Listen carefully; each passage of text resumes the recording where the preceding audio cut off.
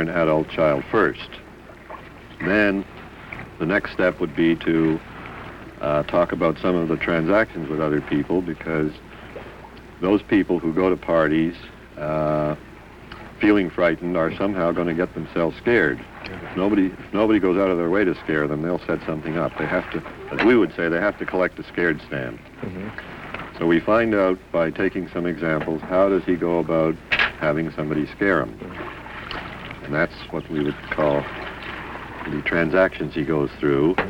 And then if you add them all together, you have essentially a game, which in this case might be called Kick Me, in which he comes on so strongly, scared, as though saying, please don't kick me, that it's almost as though he were wearing a sweatshirt, and so we speak of sweatshirts. So a sweatshirt says, please don't kick me. Well, I think it would be interesting for somebody to actually put on a sweatshirt saying, please don't kick me, and go to a party and see what would happen. I think it's very obvious what would happen. Everybody would take a kick at him. So he gets himself kicked, and that's the game. Dr. Berne, we've been talking about life plans as such. Just what are they? That's where the word script comes in. That's what is decided when people are very small, maybe 4 or 5 years old. And then they don't quite know how to go about it, and I think that the next thing they latch onto is usually a fairy tale, which sounds like the way they want things to be. You mean a real fairy tale? A real fairy tale. And so very often we can find out what a person's script is by asking, what is your favorite fairy tale? And so as we walk around, they're looking at people. There are innumerable Prince Charming, Cinderella, Sleeping Beauties, Rapunzels, and youngest of 3 sons who's going to be smarter than the other 2, and like that. After all, you should let her hair down. What I'd like to talk about is the Rapunzel script, which is a little bit different. The case in question is a woman who got married and thought this guy's a loser, and someday the real prince will come along. She had been adopted by her grandmother when she was young, and her grandmother broke up the marriage and then made trouble when the boyfriend came along, who was supposed to be the real prince.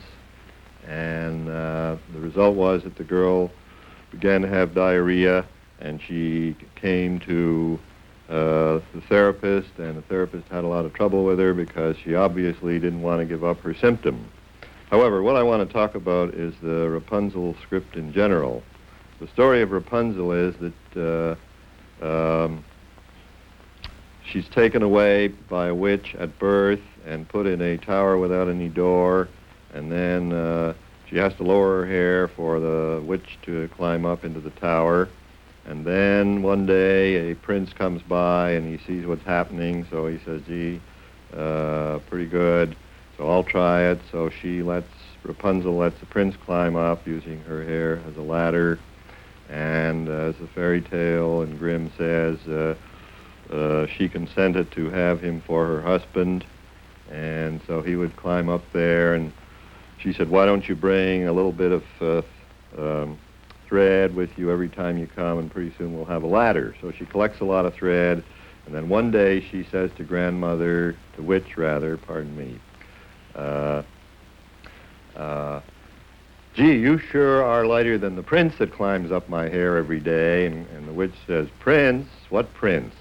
And then the trouble begins, and Rapunzel gets banished, and then the witch cuts her hair off, and Prince climbs up the hair as usual, but when he gets up there, the witch is there, and she puts his eyes out and sends him out into the wilderness, and he wanders, and pretty soon, being a few years later, he hears a familiar voice, and it's Rapunzel, and his sight comes back, and they live happily ever after.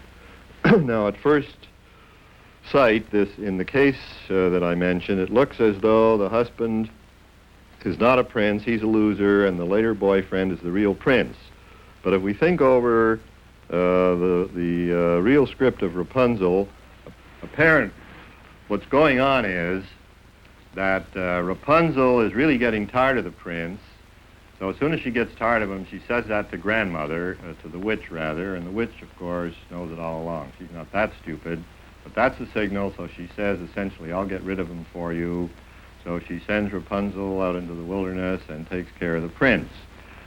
Now, while listening to this case history in some detail, I was certain that this girl really wanted to end up back with her grandmother, and that's why she was hanging on to her symptom. And that's what Rapunzel really wanted. She wanted to get rid of the prince so she and grandmother could start all over again and con another prince.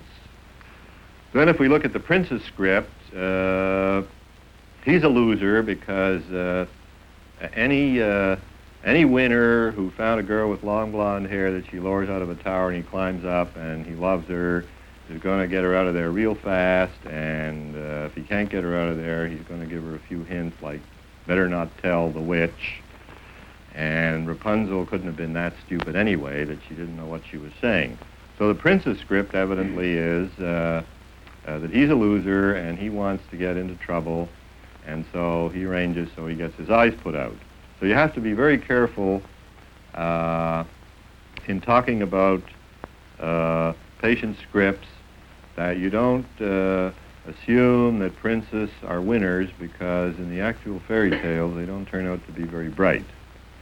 So the moral is, when you think you know the patient's script, that is the patient's unconscious life plan, you have to be very careful that you don't make a mistake by being too naive.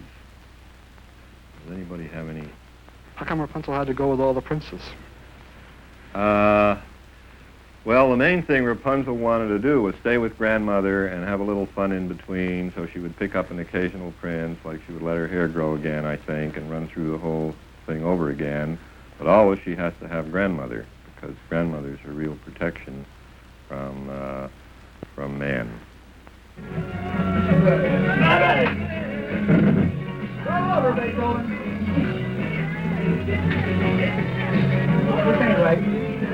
Why is it that you had to go into such a complicated allegory as Rapunzel to explain what was happening in Elise's case?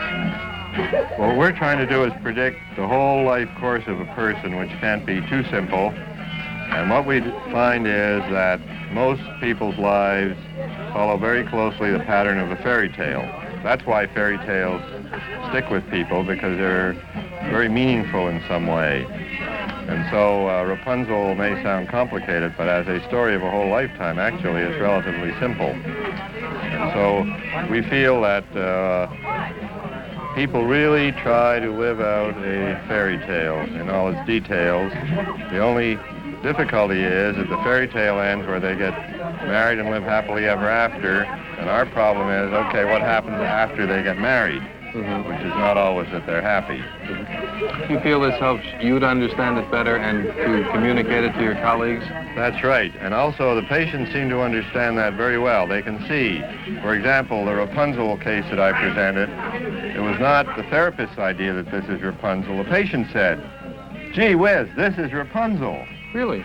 As though she could see that that's what she'd been doing all her life, and then she knew the rest of the fairy tale, and her reaction was, that's probably what I'm going to do, just what Rapunzel did. I'm going to end up in some kind of a wilderness, and my best boyfriend is going to end up in trouble, and it's all due to the old witch, who in this case was grandmother. So it's the patient, actually, who tells us, just as in all these things. For instance, the question of permission not to follow the script. The script is an injunction from mother or father at a very early age. And the question of permission was solved for me, not in my head, but by a patient. It was a gambler.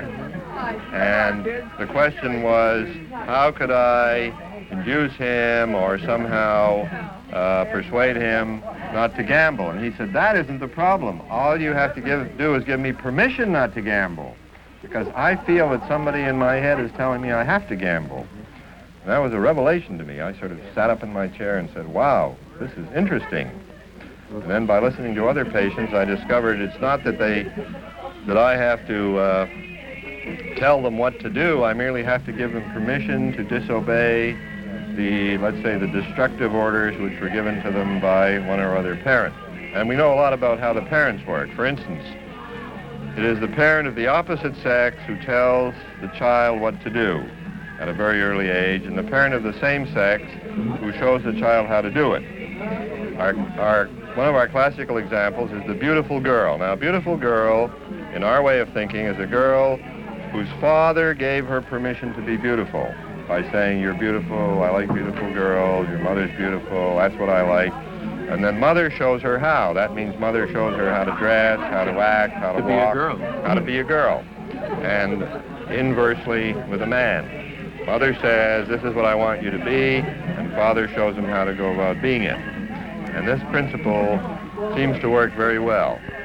So that's why if we can find the fairy tale, which somehow is the story of the person's life, or if the person can find it themselves, then it really gives them a feeling that they know something about where they're going and what has to be headed off.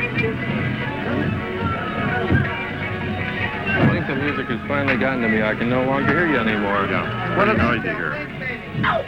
What contributes to real love between a man and a woman? Well, that we don't pretend to know because usually people who are capable of real love don't seem to end up coming to psychiatrists. They seem to be finding their own happiness, and they don't have to...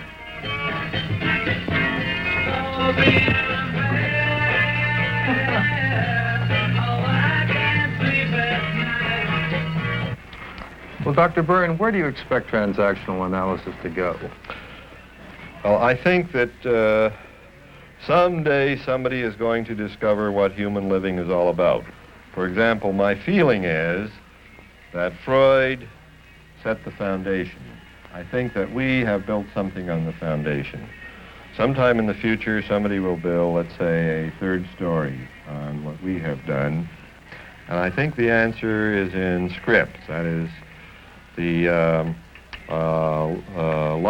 the plan for a lifelong career which each person acquires at a very early age, maybe 4 or 5 years old. It may not be too specific in grown-up terms, but in general it's like, I will be a success, or I will be a failure, or I'm going to end up killing myself, I'm going to end up killing somebody. So by finding out a person's plans for his whole career, his whole life, and in careers we include such things as failure, ending in suicide, ending in psychosis or confinement in a state hospital, that if we can get in there and break that up, then we can really change a person's whole life course, and we feel we might really have found a very valuable secret of human behavior, a very long-term secret, which involves not only the person, but also his children. If we can break that up, we're extending the treatment into future generations, which of course every psychiatrist would like to do.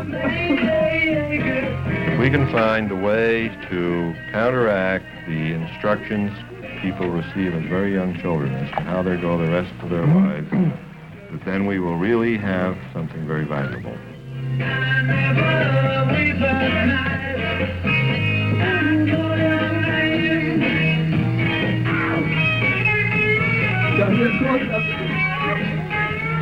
That's